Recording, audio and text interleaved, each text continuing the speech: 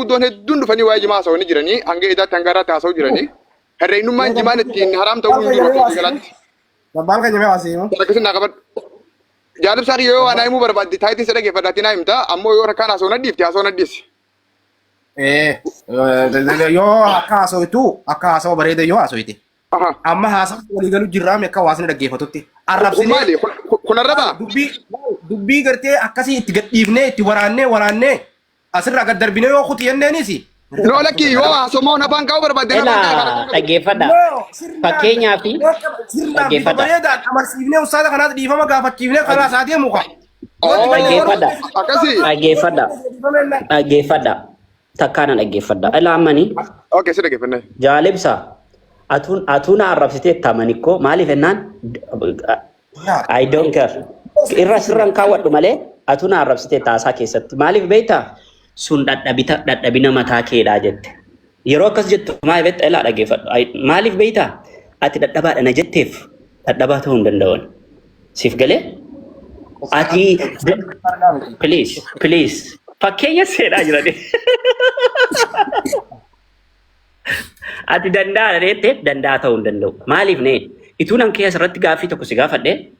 Fakkeenyaa fi dooktora fayyaatiin na qorachiistee hormooniin na keessa hormoonii spermiin ana keessaati dhangala'u sun maal akka inni ta'e fakkeenyaan si'edhaa jira. Dooktorri fayyaa qoratee anoo kunoo kan dooktorri fayyaa riisarchi godheyyuu wantoota 10 lafa kaa'anii jedheen sitti maa jira. Atoo akka jima'aan fedhii namaa irratti ana qofa irratti midhaan of qofa irratti hin dubbadhe inni sila. Atoo isa kana irratti qorannoo qabdaa abbaan koo akkasii haati koo akkasii malee ilaa dhaggeeffadhu dhalchuuni. Baay'atee fi dabbaal dhaggeeffadhu sitti nima. Dubartii duukaa fedhii wal qunnamtii saalaan danda'uu fi dhalchuu hin danda'uun tokko miti. Waay baay'ee differentii guddaa qaba kun. Maali kunooti yeroo ammaa addunyaan hin qaroomne jedhanii spermii dhiira keessaa fuudhanii dubartii keessaa fuudhanii jechuudha. Biyya Ameerikaa keessatti maal godhaa jiru? Argaan jiru. Safaraan lakkoofsa godhaan. Ela na dhaggeeffadhu. Spermii yeroo ammaa dhiira keessaa fuudhanii dubartii keessaa fuudhanii bakka tokkotti naqanii si galee achi keessatti akkuma hanqaaquu ilmoo wanni godhanii guddisan kana maashina keessatti akkasitti ilmi namaa kallaqamaa jiraam. Uumamaa jiraam hin beektu. Ustaas na xumursiisi. Please na xumursiisa. Na xumursiisa dhaggeeffadhu. Eeywa kanaafi namni tokko dhashuu dhabuun dubartii duukaa wal qunnamtii saalaa yeroo dheeraa daqiiqaa 30 daqiiqaa 40 waliin godhee fi namni ilmoo godhata miti. Sana waliin godhuu dhabeef namni ilmoo godhata miti. Baay'ateef dhalan ta'uu jedha bara Oromoon yeroo makmaaku. Sini galee baay'ateef miti. Wanti inni dhala ta'u dubartii irraa jechuudha. Hattaa wanni sun jechuudha.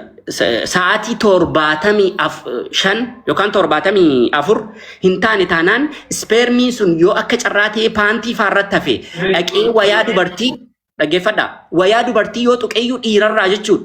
Wanti sun akka inni ulfatu hin beektanii? Waan saayitii irraa dubbatu hin beektanii? Just listen. Obsi. Yaadaan wal mormina arrabsu baatu arrabaas yoo arraba taate nuti isaa ol ni beekanne nuyi haa dubbatu nuti dhaggeeffadha.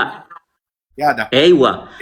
Ani negatiiva ituun na yaada ta'eeti amma inni kun itti dabalee naan sirratti qabe malee sirratti hin qabne siif hin dhiise bar jaalibsaa dura yeroo takkasittu ati dhadhabaadha jettu nan qoranne qorannoo narratti geggeeffame hin jiru narratti mitiiti qorannoo dhimmi fayyaa moo geggeessanii akka namni caatii qaamu dubartii duukaa wal qunnamtii saalaa akka ajaa'ibaatti akka inni hin geggeessine lafa kaan akka inni sanarratti miidhaa qabuun seede ati immoo narratti qorannaa geggeessite seedee si gaafadha. Kanaafuu negatiivaa hin fayyadu. Namni si dursu jira callisii taa'e abbaa haqaa. Abbaa haqaa. Abbaa haqaa. Oi mama kanaan taa'e gaafii reefu ibsaa gaafatte naatu. Obsisi ni deebtaa. Agee ustaas amma asirratti waan isin gaafadhan. Waa'ee jimarratti illee. Na gaafatta miti. Dogongora kee bartee isa kan. Dogongora kee bartee mun bar. Amma dhaggeeffadhu kaa bakka itti jimaan haraam aloo.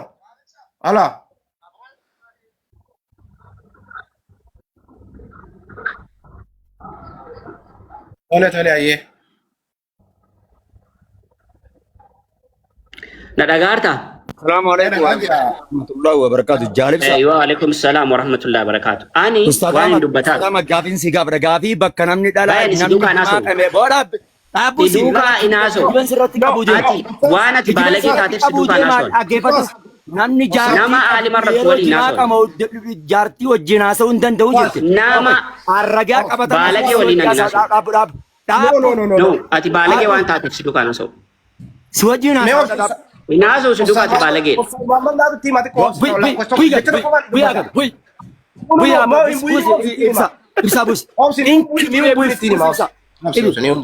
والله ينكيبه جارب سا جنبوه تانا نافسي محمد دبر استاذ خينا ابسا متى كمان تدبسوا ابسا مانات تدبناريس Jara lamaanii wali kanina obsa jara lamaa wali kanina Ustaz Ahmad Hussein si qabanyaasi si jaalannaas Yaada koo xumuradhee laala ana qamaa kana بالك خبجون انجرت سي خبجنا زنجين arraba mi jorka arraba mi Injeen ana akka qamaa kana muraadhe. jiru akkuma dhamaa kana hojii garee fuutaa Ularra waan beekami wali haasawa yaada walii dhaggeeffannaa xiqqoo shorqee Nagama dhiifama guddaa yoonaa eeyyamtu Mardayaanis Ustaaz Ahmedis ati sun eeyyamtan daqiiqaa 2-3 dubbadheetiin baha كنامتي قاول كبجون كنامتي نماس دور جرامز نوتي نما برب لسقي شيخ اللي شريفتي نماس دور جرامتي لا وانت كمي جرك يرومو مي يرومو دابدا دغفدا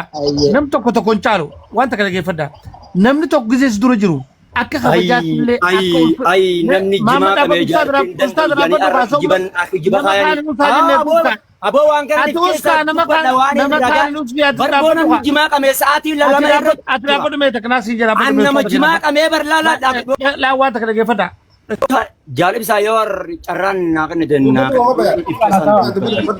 Ustaz Muhammad Bayan. Maiki kepada namu carra kayak sini dubbadda.